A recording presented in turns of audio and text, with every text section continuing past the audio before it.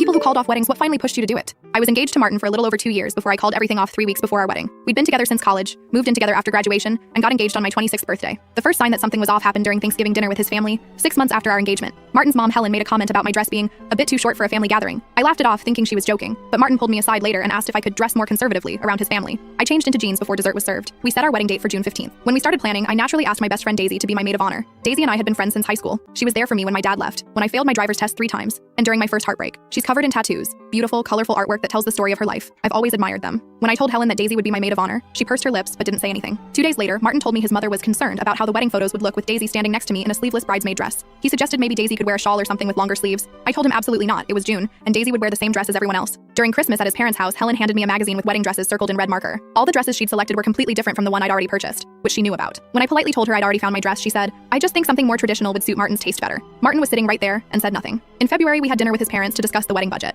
I mentioned that my mother couldn't contribute much financially, but she was helping with decorations and favors. Helen made a comment about how some families just don't prioritize saving for their children's futures. Martin changed the subject instead of defending my family. In April, we met with the caterer to finalize the menu. I have a few food allergies, so we made sure to include options I could eat. After the meeting, Helen called Martin and suggested changing the menu because my options were too expensive, and no one would notice if the bride didn't eat at her own wedding. Martin told me maybe we should reconsider the menu to save money. I reminded him we were splitting costs evenly, and my food wasn't up for negotiation. We scheduled our engagement photos for the first weekend in May. The night before, Helen called Martin in tears because her sister was having a personal crisis and needed Martin's help moving some furniture that weekend. Martin canceled our photo session, which had been booked for months and required a non-refundable deposit, without even discussing it with me first. 3 weeks before the wedding, Helen visited our apartment to go over some final details. She noticed a photo of Daisy and me on the fridge. It was from a music festival we'd attended the previous summer. Helen stared at the photo, then at me. "Those tattoos are very visible," she said, pointing at Daisy's arms in the photo. "I've been thinking about this, and I really don't think it's appropriate to have someone so decorated standing next to you at the altar." I reminded her that Daisy was my best friend and my chosen maid of honor. Helen shook her head. "It's a church wedding. What will Pastor Mike think? What will our family friends say? It's just not right." I looked at Martin, expecting him to stand up for me, but he was staring at his phone, pretending not to hear. After Helen left, I confronted Martin. "Your mother just tried to kick my best friend out of our wedding party, and you said nothing." Martin sighed. "You know how my mom gets? Can't you be flexible just this once? It's not worth the drama." Flexible? She's trying to exclude my best friend because of how she looks. Daisy could cover the tattoos. It's one day. That's not the point. This is our wedding. Our day, not your mother's. Look, my mom has always pictured a certain kind of wedding for me. Can't you understand that? We argued for hours. I cried, I screamed, I even went for a drive to clear my head. When I came back, I thought maybe Martin would have realized how unreasonable his mother's request was. Instead, he looked at me tiredly and said, "It's not worth upsetting her right now." Those words hit me like a truck. Not worth upsetting her? What about me? What about my feelings? What about my best friend who had supported me through everything? I slept on the couch that night. In the morning, while Martin was at work, I called the venue and canceled our reservation. Then I called everyone in the wedding party and told them the wedding was off. My hands shook as I typed out a message to all our guests explaining that the wedding had been canceled. When Martin came home and found out what I'd done, he was furious. He demanded to know how I could make such a big decision without consulting him. The irony was completely lost on him. "You've been making decisions based on what your mother wants our entire relationship," I said. "I'm just the first one to acknowledge it." He moved out 3 days later, taking only his clothes and personal items. For weeks, his mother called and texted, saying I was overreacting, that I'd thrown away a perfectly good relationship over nothing, but it wasn't nothing to me.